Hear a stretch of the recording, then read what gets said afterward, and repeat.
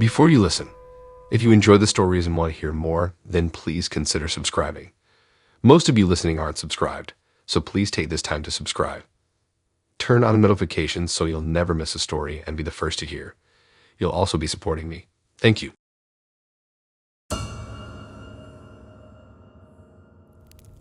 I was surprised one random evening to receive a new friend request on Facebook from Mike, a guy I had known back in high school but hadn't spoken to since we graduated.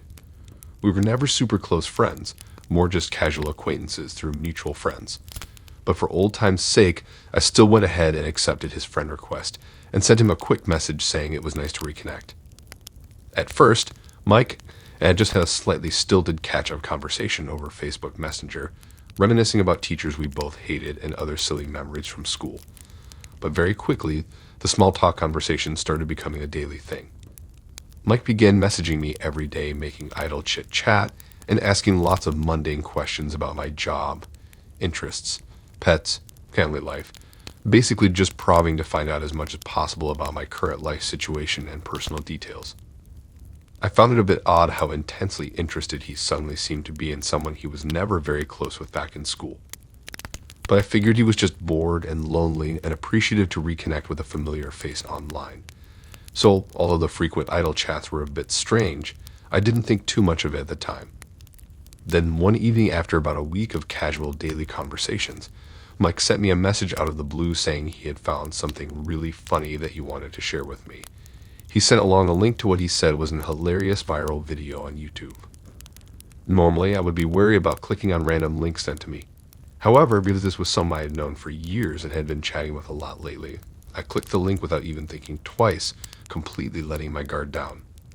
Immediately after clicking, a bizarre pop-up window appeared saying I had been logged out of Facebook for security reasons. Then the YouTube page itself failed to load, instead showing some type of generic browser error message saying my Facebook account may have been compromised.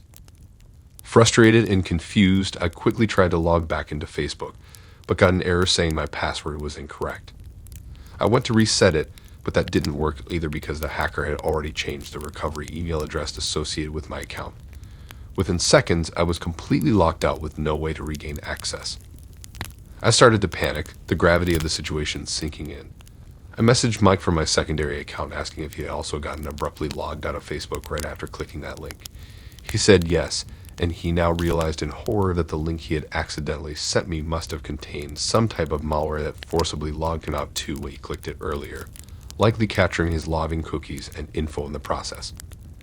Apparently his account had already been fully taken over by hackers at that point, and they had been using it to send the corrupted link out to all of his most trusted friends and contacts. I had been his latest unaware victim, having my guard down after over a week of normal friendly chats. I ended up spending the entire rest of the night working with Facebook's account security team, providing government ID and other proof of identity so they could regain control and reset everything to finally get me back into my compromised account. It was an enormous hassle, especially since the hackers had already used my account to send out more of the sketchy links during the period they had access, further spreading the hack.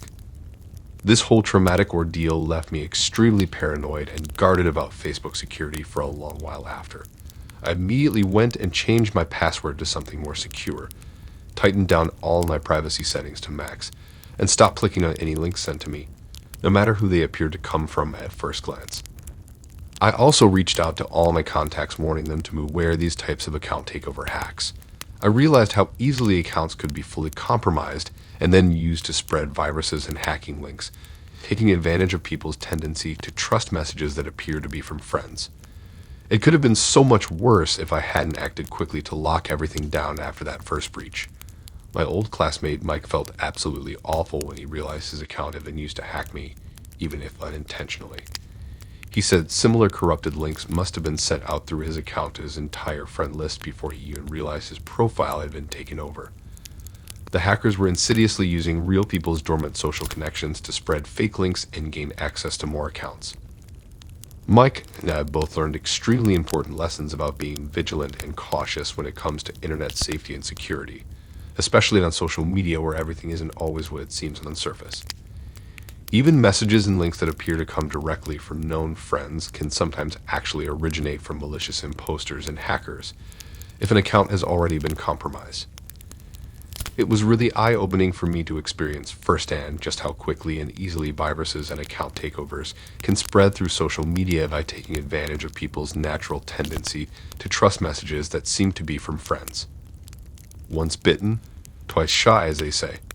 From now on, I'll be hyper-vigilant and skeptical about verifying links and sources before clicking anything at all online, even if it seems to come from a trusted friend.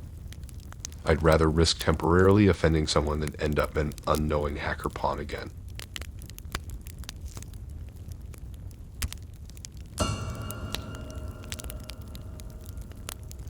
I finally caved to endless peer pressure and made a Facebook account when I started high school.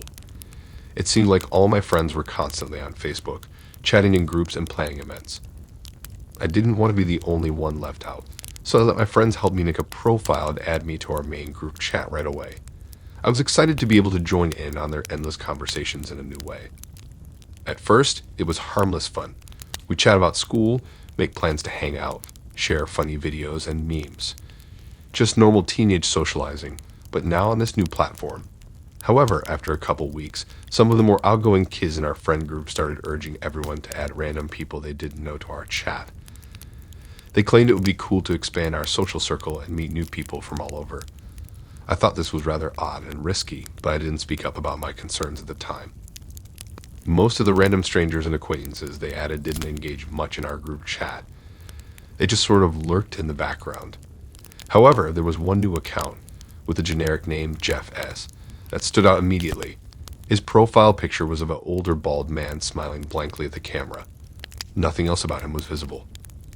Right away, this Jeff S. began actively participating in the group chat, commenting enthusiastically on nearly every single post, photo, or news article that anyone shared. At first, his comments seemed harmless, if a bit over the top in their friendliness and eagerness. He used lots of inside jokes and talked as if he'd known us all for years, which felt forced and strange since we'd just met him. But my friend chatted with him very casually in return, welcoming him into our circle. Soon, though, I noticed Jeff's friendly tone shifting. He began directing a lot more comments specifically at me and some of the other girls in the group, using words like sexy and making suggestive remarks about our appearances if we posted selfies or anything vaguely flirty. I felt extremely uncomfortable, but brushed it off, assuming he was just socially awkward. But Jeff's behavior kept escalating. Before long, he was sending me private messages daily, asking very personal and prying questions about my body, relationships, and sexual desires. He kept demanding I send in sexy photos of myself and insisting that we should meet up in person to get to know each other better. I always firmly rejected his requests, but he was incredibly aggressive and manipulative with his messaging. He would argue that I owed it to him after he was so nice to me in our friend group. It became glaringly obvious at this point that Jeff was an adult predator, clearly lurking social media for underage targets. His messages became increasingly threatening and angry when I didn't comply with his creepy demands. I started feeling sick with dread whenever I logged into Facebook, terrified of what new sexually aggressive comments or messages might be waiting for me from Jeff. He seemed obsessed with me, going on long rants about why I was so cruelly rejecting his romantic advances after he had been so good and kind to me. I became truly scared that he would try to seriously hurt or stalk me in real life for refusing to sexually gratify him online. After one particularly chilling message vaguely implying he knew where I lived and could easily find me if he wanted, I finally worked up the courage to block Jeff's account altogether. I also took screenshots of his worst messages and reported them plus his entire account to Facebook for sexual harassment and predatory behavior. But frustratingly, my friends still downplayed the situation when I told them what was happening. They said I was just overreacting to harmless flirting, but I knew in my gut Jeff was dangerous. I was badly shaken up, constantly panicking that he would find other ways to contact me and retaliate if he realized I blocked him. This traumatic experience changed how I approached social media and online interactions going forward. I immediately stopped accepting friend requests or follows from anyone I didn't already know personally in real life. I also set all my accounts to private and removed any profile details that could give away my location. I warned all my other female friends to beware of older men like Jeff trolling teen social media groups for targets. And any mildly creepy messages I received thereafter were reported instantly before things could escalate. Looking back, I'm extremely grateful I listened to my intuition telling me to block Jeff, even when others pressured me to just ignore the red flags. Who knows what that predator was truly capable of had I given in to his manipulation. He could have done very real harm had I shared personal information or agreed to meet him anywhere. This chilling incident taught me to always trust my gut instinct in order to keep myself safe online, even if it means going against pressure from friends, and to speak up right away about predatory behavior when I see it, rather than brushing it off in the name of being nice, because silence only lets abusers continue unseen. While social media provides wonderful opportunities to connect with others, it also enables easier access for predators hiding behind the anonymity of a fake profile. But through caution, speaking out, and reporting abuse when we see it, we can make the online world a much safer place. I learned the hard way it's so important to put your safety and instincts first, over merely being polite or nice to strangers when your gut is sounding alarm bells about their behavior. The truth is, feigned kindness means nothing from someone seeking only to exploit or hurt you. We'd all have a right to firmly reject unwelcome advances online, no matter who gets offended. I hope my experience helps other girls avoid being targeted by the many creeps like Jeff who lurk social media searching for victims. It only takes one predatory encounter to open your eyes and make you wise up to be much more vigilant and vocal going forward. Trust your instincts, stand your ground, report abusers. We'd all have the power to block predators and potentially stop them from finding their next target. At least now I can use my knowledge to spread awareness, making it harder for predators to operate unnoticed in the shadows. I've always been too quick to accept friend requests and follow back strangers online. I tend to want to give people the benefit of the doubt and be open to connections. But this overly trusting nature of mine opened the door to a chilling stalking experience that I'll never forget. It all started with a notification popping up one day that someone named Brian Chen had sent me a friend request on Facebook.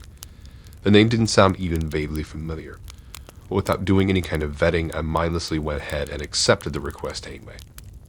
I assumed it must be an old classmate or coworker whose name I had forgotten.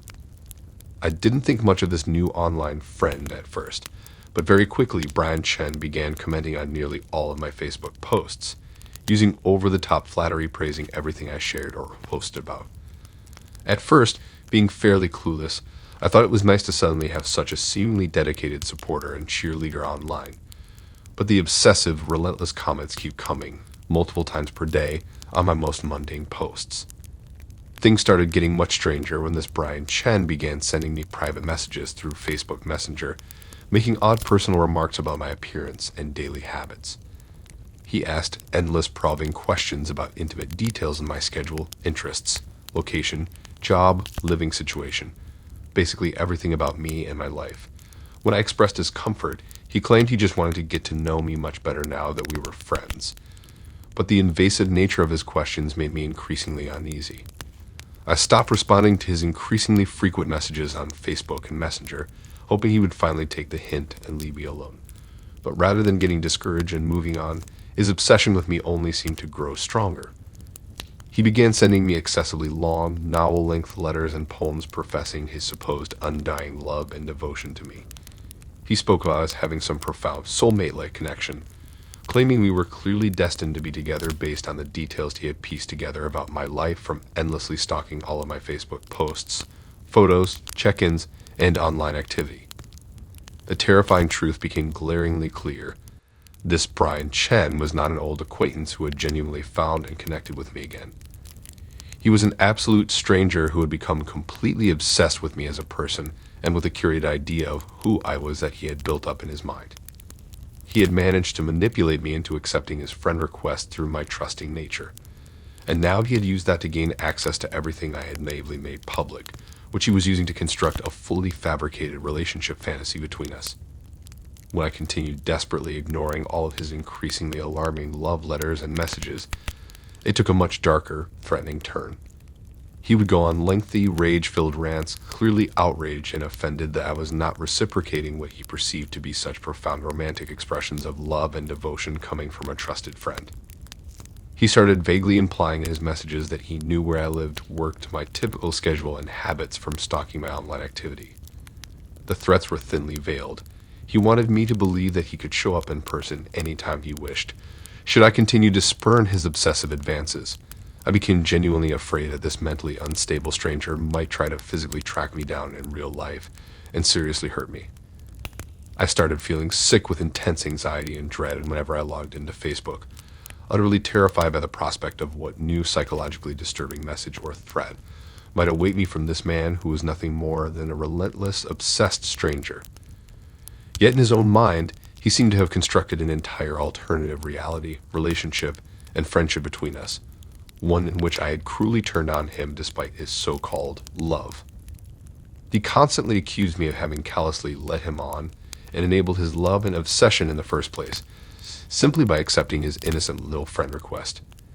In his truly deranged mind, I was the one to blame for how unhinged he had become. I was the cruel one ignoring him, crushing his feelings after I had supposedly already committed to a relationship simply by allowing him initial online access to me through Facebook. His terrifying obsessive delusions and sense of betrayal became impossible to reason with. I knew I had to cut off all contact and block this unstable stranger on every platform. I blocked and reported Brian Chen on Facebook, set all my social media accounts to completely private, and quickly changed any personal details on my profiles that could be used to find me in real life.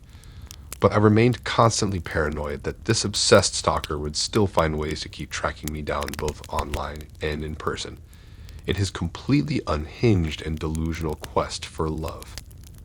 This whole traumatic saga taught me important lessons about letting my guard down with strangers online. I'm much more selective and vigilant now about taking even basic actions like verifying friend requests before accepting them from people I don't know. I realized that obsessive individuals like Brian Chen actively search platforms like Facebook for potential targets, taking advantage of kind-hearted people's overly trusting instincts. But we can protect ourselves by being far more skeptical and selective, by proactively blocking concerning individuals we sense could become stalkers, and by immediately reporting them to authorities if they persist in harassment. Thanks for listening in. If you like these stories and want to hear more, then please subscribe and like and support this new channel. We have more stories for you to listen to.